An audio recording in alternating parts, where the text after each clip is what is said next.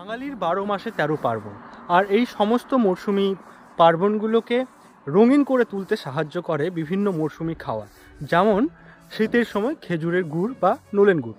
এবং এই যে খেজুর গুড় বা নলেন গুড়কে সুস্বাদু করে তুলতে লাগে একটা বিশাল কর্মদক্ষতা। তবুও বাংলার এই ঐতিহ্যবাহী গুড় তৈরি করার পদ্ধতিকে সুসমৃদ্ধ করে এখানকার গাছিরা।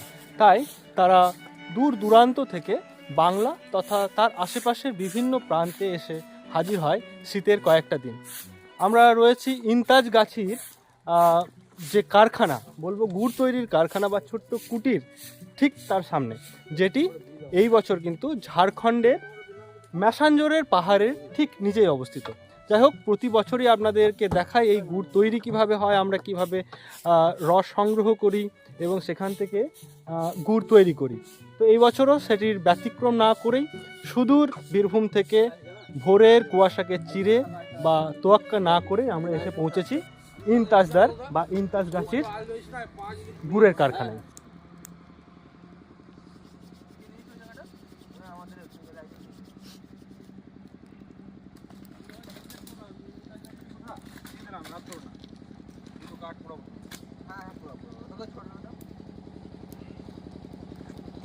চলো ইন্তাজদা।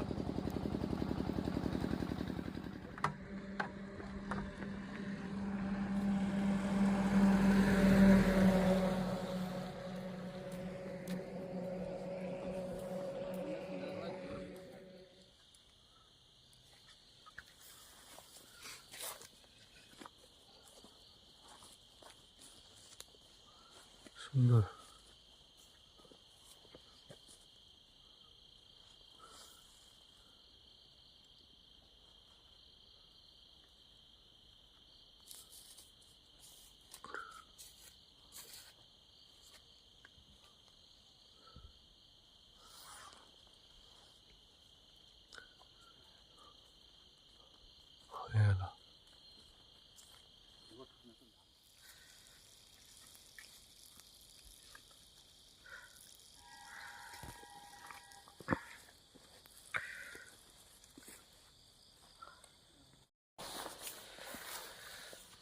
অল্পই রস আছে,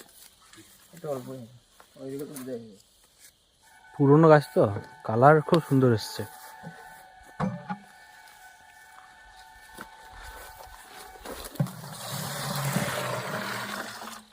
বাহ, এটা পুরো ফুল। বাহ, দেখছেন কি সুন্দর কাঁচা রস গাছ থেকে নামানো হলো। তার একটা সুন্দর টেকনিক রয়েছে, গাছটা অনেক লম্বা, সেজন্যই কিন্তু গাছের ওপর দিয়ে একটা সুতো টাঙানো রয়েছে, যার মাধ্যমে কিন্তু খুব সহজেই উপরের রস নিচের হাঁড়িতে নেমে আসছে।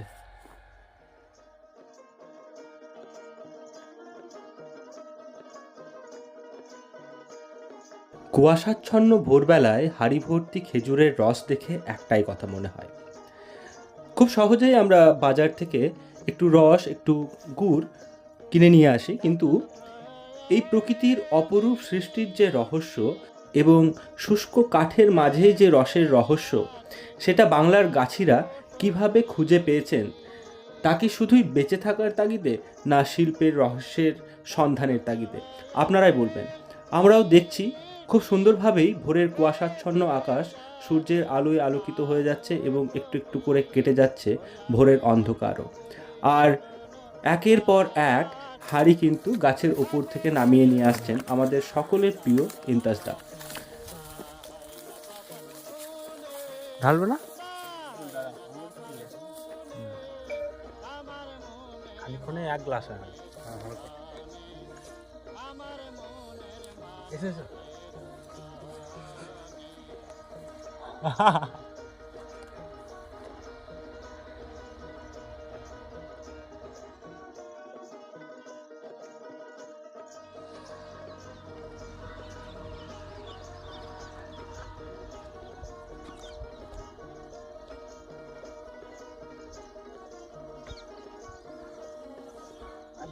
হ্যাঁ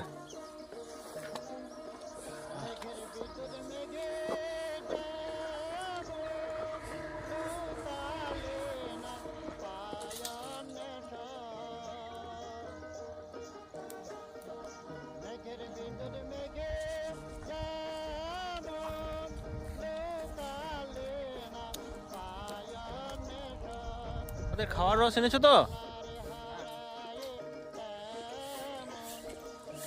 দেখতে পাচ্ছেন ইন্তাজদা কিন্তু আবারও চলে এলো বেশ কিছু রস সংগ্রহ করে। দেখতে হবে আমাদের খাওয়ার জন্য কোনটা, এইটা তাই তো?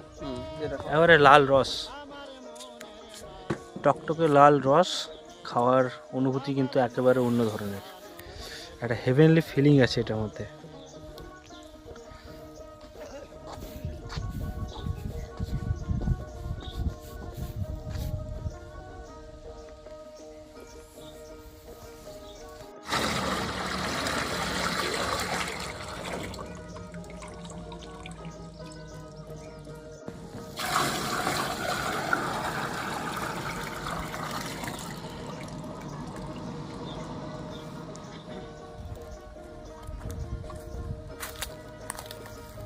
দেখতে পাচ্ছেন সুন্দর দিকে ধরো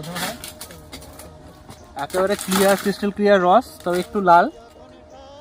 আশা করছি খুব সুন্দর টেস্ট হবে, দেখি।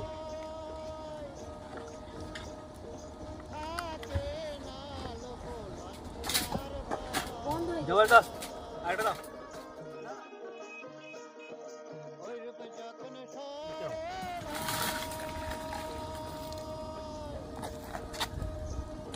Just wow.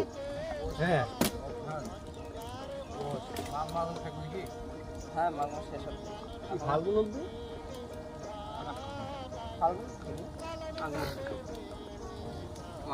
কেমন লাগলো? দারুণ, জবরদস্ত জবরদস্ত।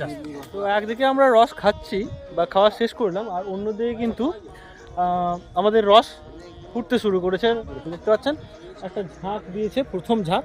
এটা কিন্তু 3 বার মোটামুটি হয়ে গেলে গুড়টা শেষের পর্যায়ে যাবে, এবং শেষবারটা আরও একবার যদি ঘন করে ফুটিয়ে নেওয়া যায়, গুড়ের স্বাদ কিন্তু হয়ে যাবে অতুলনীয়।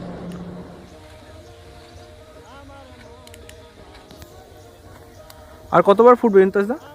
এখন দেরি আছে, এখন আধা ঘন্টা।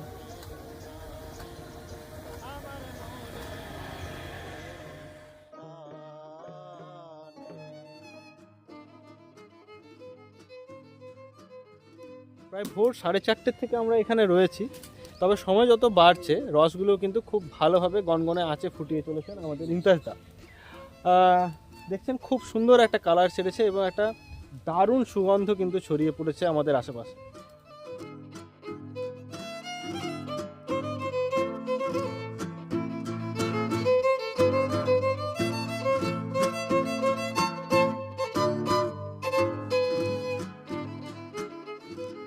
সুন্দরভাবে এই গুড়টাকে নিচে নামিয়ে নেওয়া হলো, আর দেখতে পাচ্ছেন কি সুন্দর রং এসেছে, একেবারে লাল টকটকে একটা রং।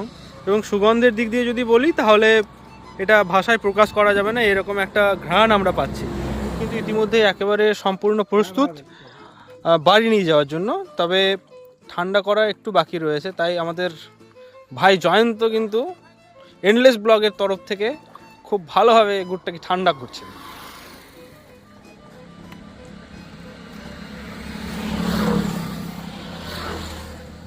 রস সংগ্রহ থেকে গুড় তৈরি এবং গুড় তৈরির পরে গুড় ঢালা। তবে এই খাঁটি গুড় তৈরি করার প্রসেস আপনাদের কেমন লাগলো অতি অবশ্যই লিখে জানাতে ভুলবেন না।